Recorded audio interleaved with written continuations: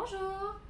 Aujourd'hui, j'avais envie de revenir avec un partage d'expérience que j'ai vécu au tout début de mon voyage quasiment. Je suis partie le 17 novembre, je suis partie en voyage sans billet retour avec aucune idée, pas la moindre idée de ce que j'allais vivre dans ce voyage, sans aucune organisation, sans aucune réservation à part mon billet d'avion. Euh, c'est très marrant parce que quand j'ai pris mon billet, j'avais une idée des pays que je voulais faire, puisque je voulais voyager en Asie du Sud-Est et je voulais retourner en Corée et au Japon, etc. Et j'avais très très fort envie d'aller à Bali. Ça fait longtemps, ça fait quelques années que j'ai très envie d'y aller pour plusieurs raisons. Déjà parce que c'est une île, j'aime beaucoup les îles de manière générale. Et c'est aussi une terre qui est très riche spirituellement parlant, avec beaucoup d'expériences à y vivre, beaucoup de nature également. Donc oui, j'ai toujours eu cette sensation de vouloir aller à Bali et tout en sachant que j'allais y vivre quelque chose de très fort. Mais quand j'ai pris mes billets d'avion, j'ai pris les billets pour le Vietnam à Ho Chi Minh, j'ai atterri à Ho Chi Minh et j'étais restée censée, de toute façon partout où j'arrive, j'étais censée faire l'entièreté de mon visa touriste à chaque fois. C'est pas du tout comme ça que ça se passe.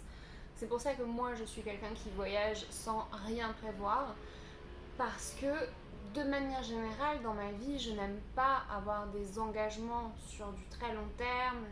Voilà, c'est quelque chose qui me dérange. Ma valeur fondamentale c'est la liberté. Et en voyage, c'est pareil.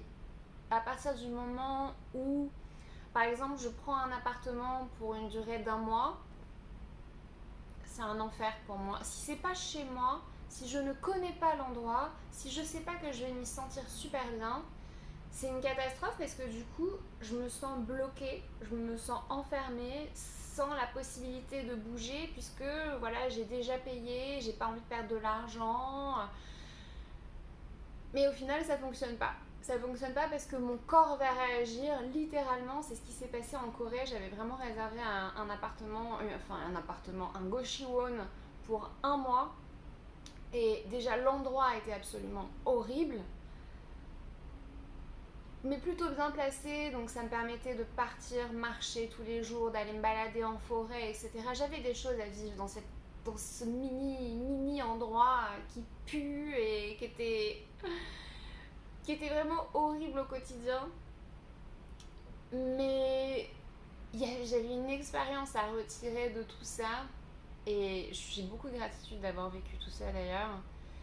Mais sur la fin, tellement mon corps n'en pouvait plus d'être dans cet endroit et tellement aussi j'avais un appel fort pour retourner à Bangkok, mon corps, j'avais des réactions allergiques, c'est-à-dire que dès que je rentrais dans cette pièce, j'avais mes côtes, beaucoup au niveau de mon ventre et mes côtes, ça me grattait, mais je me grattais, j'étais capable de me gratter jusqu'au sang. Mais j'avais rien, j'avais pas de boutons ou d'éruption cutanée, il y avait rien. C'était juste cette sensation de me sentir si mal dans cet endroit que mon corps réagissait pour que je réagisse aussi. Bon, du coup, je suis partie et c'est très bien comme ça. Mais c'est un petit peu la même chose avec le Vietnam, c'est-à-dire que je me suis pas forcément écoutée. J'avais essayé de choisir. Je savais que je voulais faire le Vietnam, mais c'était pas ma destination de cœur. Et j'ai choisi cette destination parce que j'ai trouvé que c'était vraiment le plus simple de faire une escale en Corée et de partir au Vietnam après. C'était le moins cher, le plus rapide. Pour moi, ça se goupillait bien. C'était une catastrophe. Je suis arrivée, le lendemain, je me réveille avec un torticolis, donc complètement bloqué au niveau du cou. Déjà, mon corps me parle, il me dit que je suis pas du tout au bon endroit. Je prends un hôtel dans le quartier des putes, normal. C'est toujours une très bonne idée de faire ce genre de choses. Comme je me renseigne jamais de ce que je fais, je prends vraiment. Et puis, je pense que c'est une des choses en voyage qui me prend le plus d'énergie, d'être toujours en train de chercher des hébergements tous les 3 jours, etc. Ça, vraiment, j'en peux plus de ça. C'est aussi pour ça que je suis retournée à Bangkok, parce que moi, je sais les quartiers où j'ai envie d'être. Mais tout le temps, regarder par la fenêtre parce que la vue est magnifique et je me remets jamais de cette vue, donc je suis tout le temps en train de la regarder tellement je l'aime. Mais ouais, donc du coup je suis arrivée à Ho Chi Minh. J'avais choisi cet endroit parce que c'était voilà, un petit peu considéré comme une ville nomade digitale. Je me suis dit que pour un second voyage pour moi en Asie, surtout en Asie du Sud-Est, je me suis dit que c'était pas mal, que j'allais probablement pas vivre un très gros dépaysement. Et puis je m'adapte hyper facilement de toute façon aux endroits où j'arrive. Mais pour le coup, Ho Chi Minh, j'ai pas du tout aimé. J'ai pas du tout apprécié. Je me suis pas sentie bien, j'ai pas forcément aimé me balader dans la ville. Je trouve que c'est une ville très bruyante, assez sale. J'ai été confrontée aussi de très fort à une forme de pauvreté que j'avais jamais rencontrée dans ma vie. Ouais, je me suis pas sentie bien. Il a fallu que je change 3 fois d'hôtel. C'était impossible de dormir là-bas. Les Vietnamiens sont très bruyants. Il n'y a pas le même respect que nous, on a en France pour les gens qui vivent à côté de nous.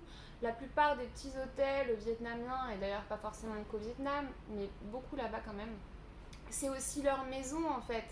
Donc ils dînent par terre dans le lobby. Ils font des va-et-vient dans les couloirs, les fenêtres, c'est pas des fenêtres, c'est des bouts de papier, donc c'est hyper bruyant. Et moi, au quotidien, dans l'endroit où je vis, c'est l'endroit où je vais me reposer, où je vais me ressourcer, où je vais recharger mes batteries, où je vais faire mes routines aussi de méditation, me tirer les cartes, enregistrer des vidéos, des choses comme ça. J'ai besoin d'un endroit qui soit calme, et ne serait-ce que pour dormir aussi, juste. Et bon, impossible. Donc j'ai quasiment pas dormi pendant une semaine. Et voilà, j'ai eu la chance d'avoir une copine avec qui j'en ai parlé et on est parti quasiment au même moment en plus en voyage. Et je lui ai envoyé un message, je lui ai raconté que je me sentais pas très bien ici, etc. Et elle m'a dit, mais tu sais, le voyage, on le fait pour nous, on le fait pas pour les autres. Donc t'as aucune obligation de suivre une boucle à faire. Tu le fais pour toi. Si tu as envie de te barrer, tu te barres en fait. Et c'est vrai que moi je ressentais un petit peu cette culpabilité de me dire mais je suis censée rester là pendant 2 mois. C'était cette forme de culpabilité que je ressentais au début de mon voyage. De me dire ben non, je suis là, il faut que je le fasse de fond en comble ce pays. Mais au final, pas du tout. C'est pas du tout comme ça que je fonctionne. Jamais. Je fonctionne pas comme ça. J'ai besoin de beaucoup plus de fluidité et beaucoup plus de liberté. Et là, dans tous les pays que j'ai fait en 5 mois, la plupart du temps, je reste dans la capitale et puis parfois, je fais un petit transit quelque part, mais j'ai besoin de m'imprégner de la ville dans laquelle je suis, j'ai besoin de ressentir ces énergies, j'ai besoin de me poser, j'ai besoin de me créer une forme de stabilité dans cette instabilité. Donc, quand elle m'a envoyé ce vocal, ça m'a fait beaucoup de bien et dans la nuit qui a suivi, j'ai réservé mon billet pour Bali. J'étais très heureuse d'arriver là-bas. J'ai beaucoup aimé. Alors, je suis arrivée à la saison des pluies, donc j'ai eu pas mal de pluie. Les 2 premières semaines, ça a été, mais les 2 d'après, c'était pluie quasiment tous les jours. C'est aussi un petit peu pour ça que je suis partie et surtout, j'avais senti que j'avais fait le travail que j'avais à faire là-bas, même si je retournerais à Bali, parce qu'il y a tellement de choses à voir et que c'est hyper agréable, je me sens super bien là-bas. Mais je vous ai raconté ce début de voyage pour en venir justement à cette expérience que j'ai vécue à Bali. J'ai vécu 2 très très belles expériences. Je ne sais pas si je vais vous raconter les deux dans cette même vidéo, mais en tout cas, je vais vous raconter la première. Ça faisait une semaine que j'étais arrivée à Bali et j'avais vraiment besoin de me poser aussi et de prendre du temps pour moi puisque les derniers mois avant mon départ en France ont été plutôt intenses en termes de libération émotionnelle. J'ai beaucoup travaillé ma relation avec mon père avant de partir. Euh, et ça s'est passé de manière assez intense pour moi, puisque j'ai beaucoup de blessures qui sont remontées, beaucoup de compréhension, beaucoup de colère aussi à libérer. Et, et puis bah après la prise de décision, ça s'est fait très rapidement. Quand j'ai décidé de partir, je suis partie un mois après. Donc en un mois, il a fallu déménager, il a fallu ouais, la paperasse administrative, etc. Pareil, il y avait le BPT Deauville, donc j'ai joué pendant quasiment 3 jours au poker non-stop juste avant de partir. Donc, tout ça, c'était très cool, mais c'était très énergivore aussi. Et donc, ouais, quand je suis arrivée à Bali, j'avais besoin de me poser, mais j'avais besoin de clôturer plein de chapitres aussi.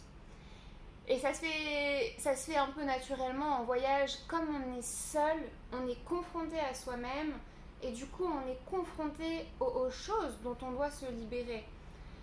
Et pour le coup, j'avais une séance de coaching avec mon coach, parce que je suis aussi suivie, pas tout le temps, mais quand j'en ressens le besoin dans l'année, j'aime travailler avec des personnes aussi pour m'accompagner. Et donc là, j'avais un coach avec qui j'avais commencé à travailler en août 2024. Et j'avais ma dernière séance avec lui au mois de décembre. Ça devait être début décembre, quelque chose comme ça. Et donc on fait notre session. Et comme d'habitude, c'est quelque chose que j'adore avec le coaching, c'est quelque chose que j'adore voir aussi moi en séance avec mes clients. C'est marrant parce que je veux pas me regarder dans le retour et j'allais parler de la création. J'ai peint ça et du coup j'utilise ça pour cacher et pour pas me regarder dans l'écran. Et ça, c'est typiquement ce tableau, je lui donne le nom la création. Et, et les séances de coaching, c'est un peu pareil. C'est-à-dire que quand je dessine quelque chose ou que je peins quelque chose, quand je crée quelque chose, je sais pas du tout où est-ce que ça va m'emmener. C'est-à-dire que là, je suis partie d'une base blanche, j'ai peint le bout de carton en blanc et ça a donné ça et je sais exactement ce que ça représente pour moi, ce tableau. Et une séance de coaching, c'est pareil, que ce soit moi avec mes clients ou moi avec mon coach, on va partir de quelque chose et ça va nous emmener complètement ailleurs et mais là où il faut en fait. Et je trouve ça absolument génial. Et là en l'occurrence, alors je sais plus très bien de quoi je lui parlais à la base. Il me semble que c'était une discussion sur mes valeurs, sur l'estime de soi, etc. Et on en est très vite venu à ce que je lui parle d'un garçon pour qui j'avais beaucoup de sentiments à l'époque et dont j'arrivais pas à... Déjà, j'arrivais pas à comprendre ce lien. J'arrive toujours pas à le comprendre d'ailleurs, mais ça c'est encore autre chose. Mais oui, on parlait de mes valeurs et de ma valeur et de la valeur que je me donnais, etc. Comment je respectais mes propres valeurs et tout. Et il me semble que je lui disais, c'est bizarre parce qu'avec ce mec, je me sous-estime énormément. Il me renvoie, il me fait travailler mon estime de moi, mon affirmation, etc. Choses avec lesquelles j'avais aucun problème avant.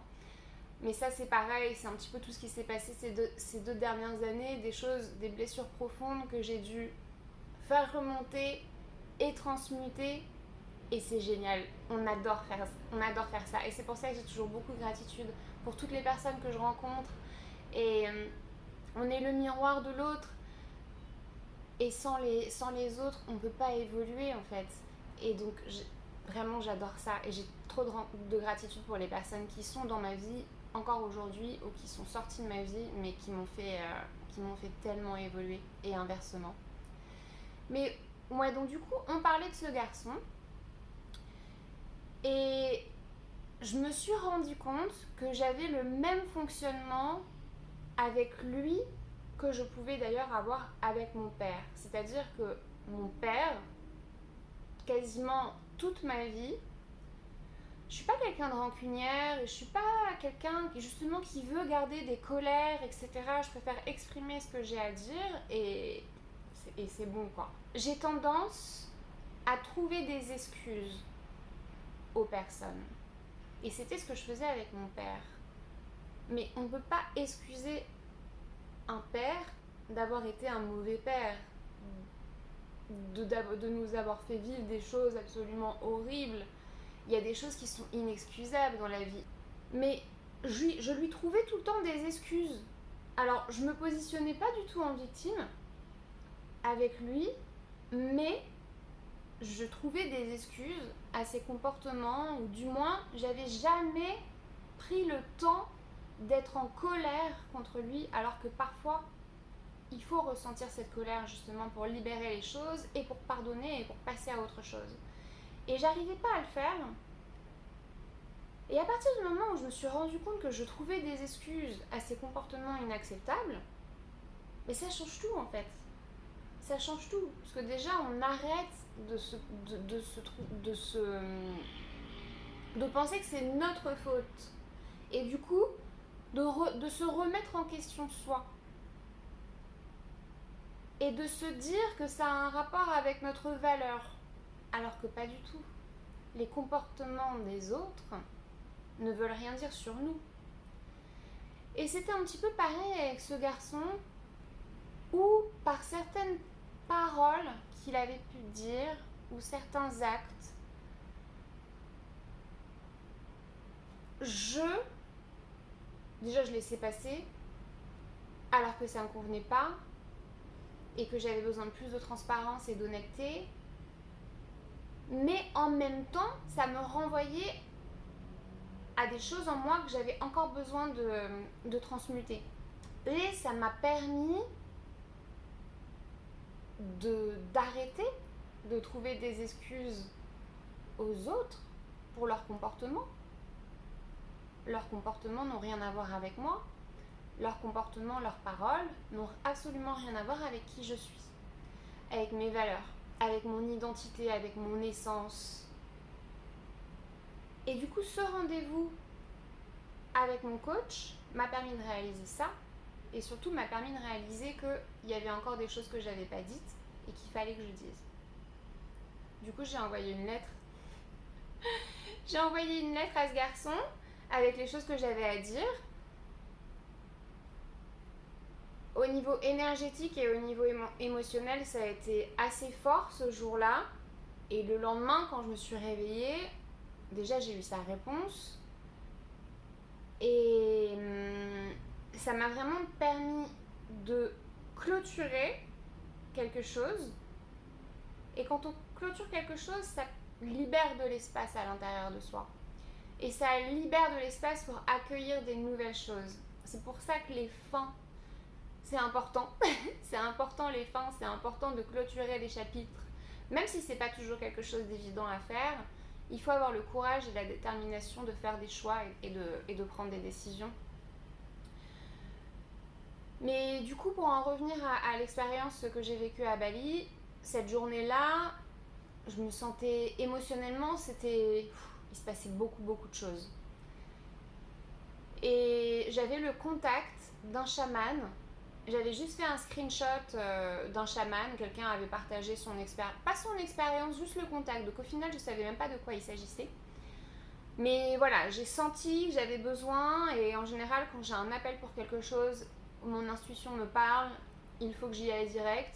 Et là, ça a été super fluide parce que je lui ai envoyé un message sur WhatsApp. Il m'a dit j'ai une place à 17h et il était 14h. Ok, go, j'adore quand ça se passe comme ça. Ça me permet de ne pas réfléchir, ça me permet, voilà, on y va. Je suis dans ma décision, c'est de ça que j'ai besoin, donc j'y vais. Et je ne savais pas du tout de quoi il s'agissait. Parce que il est défini comme, c'est défini comme un deep tissue massage, donc un massage profond des tissus. Tout en sachant que je sais que c'est un chaman balinais qui travaille avec les ancêtres, etc. Donc je savais juste ça, mais je savais pas du tout de quoi qu'est-ce qui allait se passer. Et je suis bien contente d'ailleurs de ne pas avoir été regarder les avis sur Google ou de ne pas m'être renseignée plus que ça, parce que du coup je suis vraiment arrivée en mode avec une curiosité et une ouverture d'esprit. C'était exactement comme ça qu'il fallait vivre cette expérience. Et c'était très marrant parce que quand je suis arrivée, Je suis arrivée en scooter et on me dépose beaucoup plus loin que sa maison. Donc du coup, je suis là, je marche avec mon air un petit peu perdu. Et puis dès que je croise quelqu'un, on me dit Kétoute, Kétoute. Et là, je suis oui, Kétoute, puisque le chaman s'appelle Kétoute. Et deux, trois personnes comme ça, plus j'avance, à chaque fois, elles me disent Kétoute, Kétoute. Et me montrent à chaque fois. Donc voilà, le chaman, il est réputé dans son quartier. Il est connu. Et j'arrive.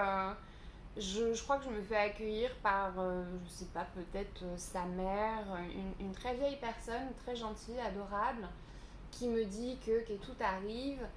Et il arrive, il m'emmène dans le fond de son jardin, là, il y a plein de petits bâtiments et tout, et donc il m'emmène dans son antre, avec plusieurs. Il y a trois tables de massage alignées, et puis alors il y a des bibelots partout qui recouvrent les murs, des tableaux balinés, des bouddhas, des statuettes, il y a de tout, des colliers, des fleurs, il y en a partout. Il m'invite à m'asseoir sur la table, je m'assois sur la table, il y a une sorte de tissu dessus, la table elle est ourdée d'huile. Moi, question hygiène, je suis quand même un petit peu tatillonne. Et moi, je suis en mode va falloir que je m'allonge là-dessus. Mais je me dis, bon, c'est pas grave, c'est pas grave. Donc je m'assois, j'ai déjà les mains pleines d'huile, probablement des fluides d'autres personnes, ça me dégoûte un peu, mais j'essaye d'enlever ces pensées de ma tête. Et on commence à discuter. Donc Ketut parle anglais, mais un anglais baliné. Donc il me fallait vraiment faire un effort de compréhension, mais on s'est compris. Et il s'est passé beaucoup de choses pendant cette séance. Ça a commencé par des blessings, des bénédictions, des protections. Il m'a jeté je ne sais pas combien de fois de l'eau sur la tête. Il y a eu des chants aussi. Et voilà, on discute, il me pose plusieurs questions. Quelle est la signification de mon prénom? Est-ce que je connais ma mission? Est-ce que je sais quels sont mes dons, etc. Il m'a pas mal aiguillé d'ailleurs sur certaines choses, puisqu'il reçoit aussi des messages, il canalise des messages. Et après, il m'invite à m'allonger sur la table, dans un premier temps sur le ventre. Et voilà, il me dit, c'est un massage profond des tissus, des muscles. Si tu as besoin de crier, tu cries, c'est le bon endroit. Si tu as besoin de hurler, tu hurles. Si tu dois pleurer, c'est maintenant. Enfin voilà, cet espace il est là pour toi. Libère-toi. Moi je suis en mode ouais, enfin, il n'y a pas de souci. Si j'ai besoin de crier, je vais crier. Mais quand il me dit ça, je suis en mode mais ça va aller, je vais gérer. Enfin, au niveau des massages, j'aime les massages profonds, donc je suis vraiment en mode c'est bon quoi, ça va le faire. Moi j'ai juste l'impression qu'on va me masser de manière tranquille, juste que ça va me faire du bien quoi. No, no, no. Non, pas du tout, pas du tout, pas du tout. C'est pas un massage profond des tissus, c'est une torture en fait. Et le pire c'est qu'il utilise des instruments de torture. Je ne saurais pas expliquer déjà comment il peut avoir autant de force dans les mains, et c'est d'ailleurs pour ça aussi qu'il vient utiliser des espèces de bâtons de bois, mais il vient littéralement appuyer à des endroits, les méridiens, c'est un mélange de réflexologie, d'acupression et de massage vraiment pur, mais il vient appuyer à des endroits partout sur le corps, mais il appuie dessus et effectivement c'est un hurlement parce que ça fait à la fois c'est très étrange parce que à la fois oui ça fait mal mais à la fois ça fait aussi un bien fou et on sent vraiment qu'il y avait une émotion qui était bloquée là et qu'elle est en train de se libérer. Donc j'ai crié, j'ai énormément crié, j'ai énormément pleuré, mais Il y avait des moments où je savais même pas pourquoi je pleurais, c'est-à-dire que est-ce que je pleurais de douleur, enfin je pleurais en fait à la fois de douleur, à la fois de libération, c'était incroyable ce moment. Et à aucun moment je lui ai demandé d'arrêter, parce que je savais que j'avais besoin de ça. Mais il y avait des moments où vraiment j'étais... Tu sens la douleur et tu demandes pas que ça s'arrête. C'est très bizarre quand même comme expérience, je trouve, à vivre.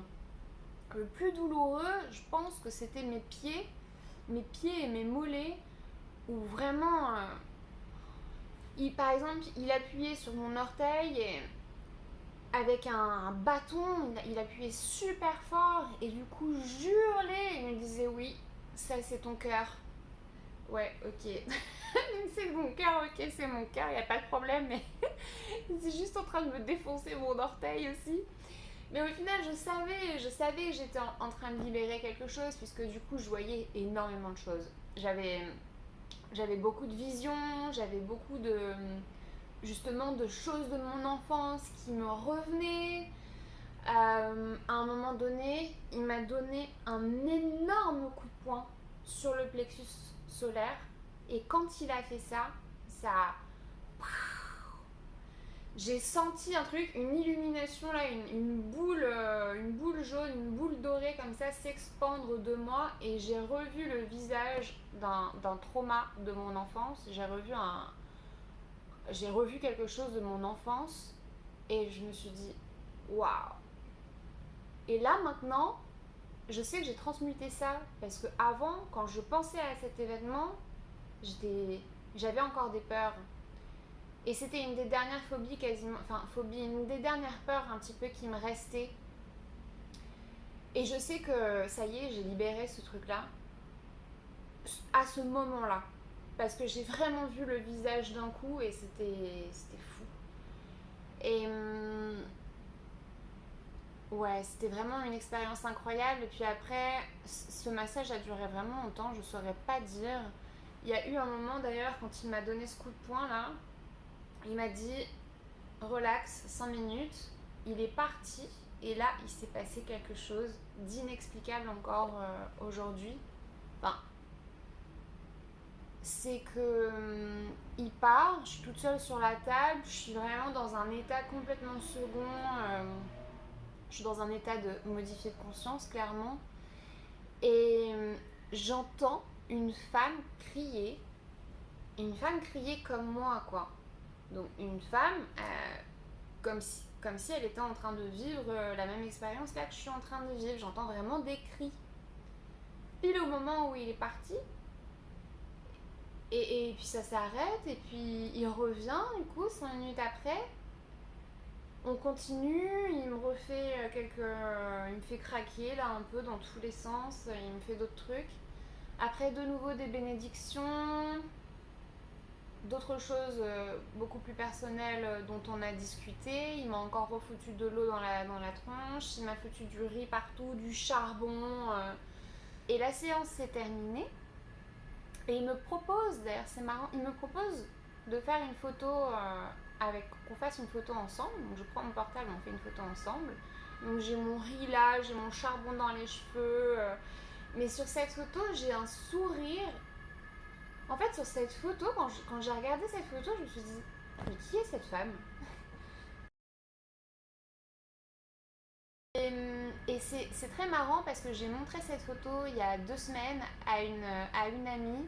Et quand elle a vu la photo, elle m'a dit, mais c'est bizarre, on dirait que c'est pas toi. Enfin, on a l'impression que c'est pas toi ou que c'est la toi que tu deviens, que tu es en train de devenir, etc. Mais on a l'impression que c'est pas toi. Et oui, je la comprends complètement quand elle me dit ça. Et je pense aussi que c'est pour ça qu'il demande à faire une photo aux personnes qui le reçoivent. Pour que quand tu la regardes, tu te rappelles de ce moment et tu te rappelles de toutes ces libérations que tu as ressenties. Et en fait, c'est vraiment, tu es dans ton essence. D'ailleurs, je, je dis essence. Quand je fais la liaison, ça fait naissance. Et c'est justement à ça que je pensais, puisque pour lui, ce moment, il te dit bienvenue dans ta nouvelle vie. bienvenue dans ta renaissance. C'est hyper fort. Et, donc du coup, on sort et tout, il m'offre des fruits et je lui dis, c'est bizarre parce que quand tu es partie, j'ai entendu une femme crier. Donc je lui dis, il y a d'autres, il y a d'autres chamans. Il me dit, mais non, c'est chez moi ici, il n'y a que moi, il n'y a que toi, il n'y avait que moi et toi, et voilà. Je dis, mais c'est bizarre, j'ai entendu crier et tout. Il me dit, mais c'est toi la personne que tu as entendu crier? Et en fait, oui, puisque la voix, c'était la mienne, les cris, c'était les miens, mais c'est très étrange, c'est-à-dire que je me suis entendue crier un quart d'heure après. Enfin, ce moment était très particulier. Et après, j'appelle mon grab, je suis sur le scooter et je suis vraiment en mode. Je suis complètement perchée à ce moment-là, mais je suis hyper heureuse. Déjà, j'ai plus aucune. J'ai plus les émotions que j'avais en arrivant, qui étaient très très lourdes. J'étais vraiment très chargée. J'avais plus rien. Je sentais un espace au niveau de mon cœur où j'étais prête à accueillir de nouveau, à m'accueillir moi aussi, et à accueillir de nouveau les choses que j'avais à vivre. Mais ouais, le reste de la soirée a été... il a fallu que j'écrive énormément. J'ai dormi comme un gros bébé. Et ouais, ça m'a fait un bien fou. Les jours qui ont suivi ont vraiment été exceptionnels. Et c'est une expérience incroyable que j'ai vécue. Et qui a marqué voilà, un peu le début de mon voyage et le début d'un nouveau chapitre. Et je suis trop contente d'avoir vécu ça. Je voulais vous le partager. Et puis, je vous mets le... Si un jour vous allez à Bali, il est à Ubud. Et je vous mets son lien, son contact. Vous pouvez regarder. Il y a des avis sur Google. Moi, je vous conseille de pas forcément regarder et d'y aller juste avec le cœur ouvert et les yeux ouverts et tout ouvert avec beaucoup de curiosité. Merci de m'avoir écouté et à bientôt pour une nouvelle vidéo. Ciao!